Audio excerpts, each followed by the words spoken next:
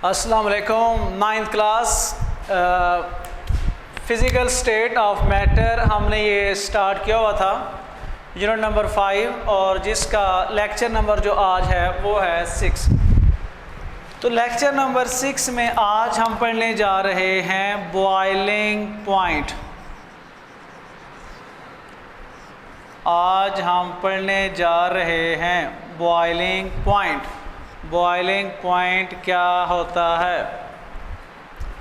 Boiling point की अगर हम बात करें तो एक कंटेनर लें, कोई बर्तन ले लें जिसके अंदर क्या है, पानी के मॉलिक्यूल्स होते हैं, लिक्विड है हमारे पास, माया है। तो अगर हम इसको हीट अप करते हैं तो क्या होगा, काइनेटिक एनर्जी जो इसके अंदर है वो बढ़ जाती है। हमें पता है कि लिक्विड के अंदर काइनेटिक एनर्जी पाई जाती है। जब हम इसको हीट अप करेंगे तो काइनेटिक एनर्जी बढ़ जाएगी। तो जब काइनेटिक एनर्जी बढ़ जाएगी तो वाटर के मॉलिक्यूल्स क्या होंगे, एवेपोरेट होना शुरू हो जाएंगे। जब एवेपोरेट होना शुरू हो जाएंगे, बुखारात बनने शुरू हो जाएंगे, इसका मतलब है ये ज़्यादा वेपर बनाना शुरू कर देंगे। तो एक ऐसा टाइम आएगा कि जिसमें क्या होगा, माया जो है वो उबलना शुरू कर देता है। पानी जो है जो बॉयल होना शुरू हो जाता है, उस टेम्परेचर को हम क्या कहते हैं, बॉइलिंग पॉइंट कहते हैं। उस टेम्परेचर को हम क्या कहते हैं, बॉइलिंग पॉइंट कहते हैं।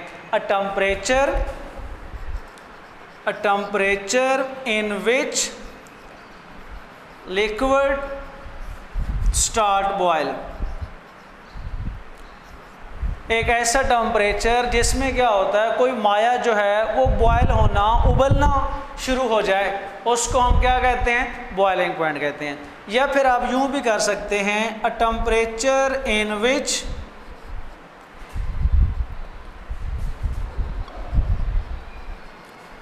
vapor pressure of liquid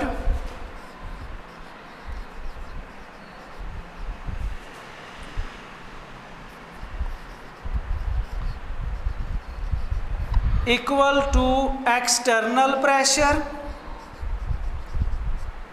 या फिर एटमॉस्फेरिक प्रेशर। इसको हम क्या कहते हैं, बॉइलिंग पॉइंट कहते हैं। A temperature at which vapour pressure become equal to external pressure या फिर atmospheric pressure, it's known as boiling point. वो टेम्परेचर जिस पर किसी माया का वेपर प्रेशर बैरूनी प्रेशर के बराबर हो जाए, उसको हम क्या कहते हैं, बॉइलिंग पॉइंट कहते हैं। सिंपल आसान अल्फाज में बॉइलिंग पॉइंट किसे कहते हैं, वो टेम्परेचर जिस पर कोई माया उबलना शुरू कर दे, वो उसका क्या कहलाता है, बॉइलिंग पॉइंट कहलाता है। नेक्स्ट हम देखते हैं कौन से ऐसे फैक्टर्स हैं जो बॉइलिंग पॉइंट पर असरअंदाज होते हैं। कौन से ऐसे अवामिल हैं जो बॉइलिंग पॉइंट पर असरअंदाज होते हैं।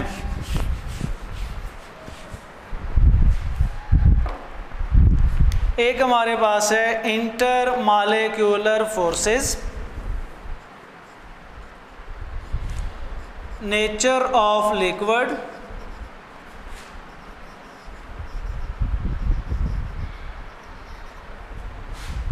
इंटर मॉलिक्यूलर फोर्सेस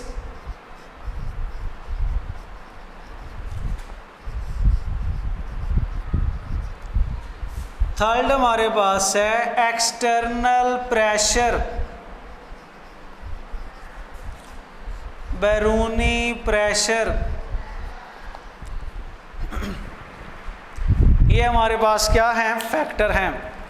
ये वो अवामिल हैं, ये वो फैक्टर्स हैं जो क्या करते हैं, बॉइलिंग पॉइंट पर असरअंदाज होते हैं। तो कितने हमारे पास फैक्टर हैं, 3।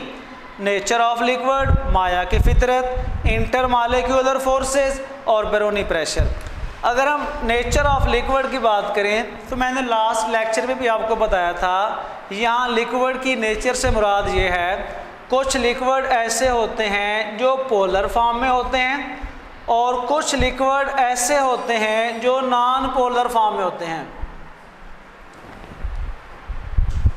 तो नेचर ऑफ लिक्विड में क्या है, लिक्विड या तो पोलर हो सकता है या फिर क्या होता है वो नॉन पोलर होता है। अब हमें पता है जो पोलर लिक्विड होता है उसका बॉइलिंग पॉइंट क्या होता है, हाई बॉइलिंग पॉइंट होता है। बॉइलिंग पॉइंट क्या होता है, हाई होता है। वजह क्या है, वजह ये है उनके अंदर इंटर मालिक्यूलर फोर्सेस क्या होती हैं, स्ट्रॉन्ग होती हैं। नॉन पोलर, जो लिक्विड नॉन पोलर होते हैं उनका बॉइलिंग पॉइंट क्या होता है, वो लो होता है। बॉइलिंग पॉइंट क्या होता है, लो होता है। वजह क्या है, वजह ये है उनके अंदर इंटर मालिक्यूलर फोर्सेस क्या होती हैं, वीक होती हैं। अगर हम वाटर की बात करें तो water is a polar. Water क्या होता है, पोलर होता है। 100 सेंटीग्रेड पे जाकर वाटर जो है ये बॉयल होना स्टार्ट हो जाता है। अगर हम अल्कोहल की बात करें, अल्कोहल जो है 78 सेंटीग्रेड पे जाकर बॉयल होना शुरू हो जाती है।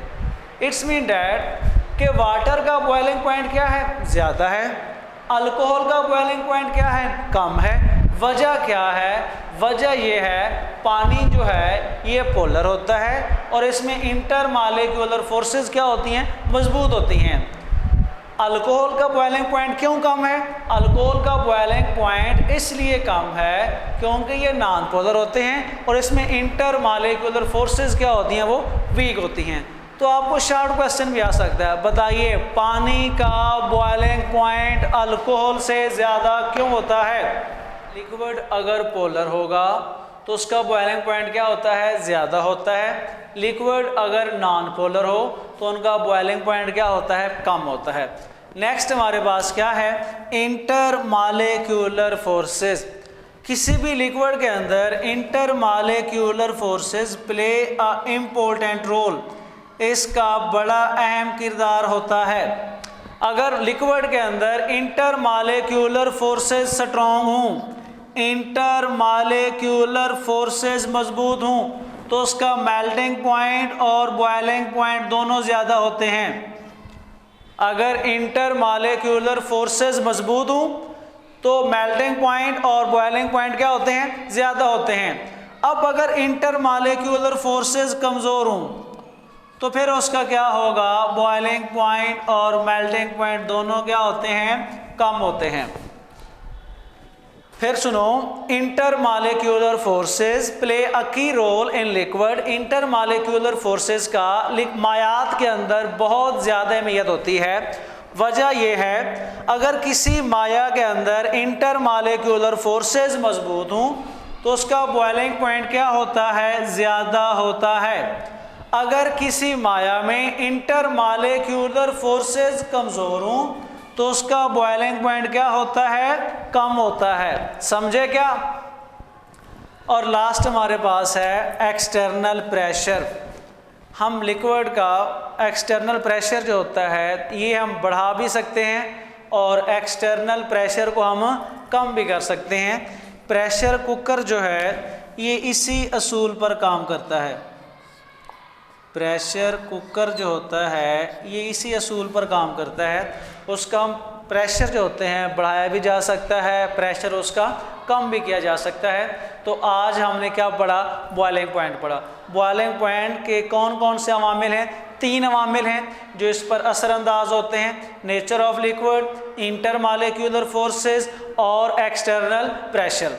अब नेचर ऑफ लिक्विड में क्या है, अगर लिक्विड पोलर होगा तो उसका बॉइलिंग पॉइंट क्या होता है, ज़्यादा होता है। अगर लिक्विड जो है वो नॉन पोलर हो तो उसका बॉइलिंग पॉइंट क्या होता है, कम होता है। इंटर मालिक्यूलर फोर्सेस मजबूत होंगी तो बॉइलिंग पॉइंट ज़्यादा होता है। इंटर मालिक्यूलर फोर्सेस कमज़ोर हों तो बॉइलिंग पॉइंट क्या होता है, कम होता है। एक्सटर्नल प्रेशर, हम किसी भी माया का एक्सटर्नल प्रेशर बढ़ा भी सकते हैं और उसका कम भी कर सकते हैं।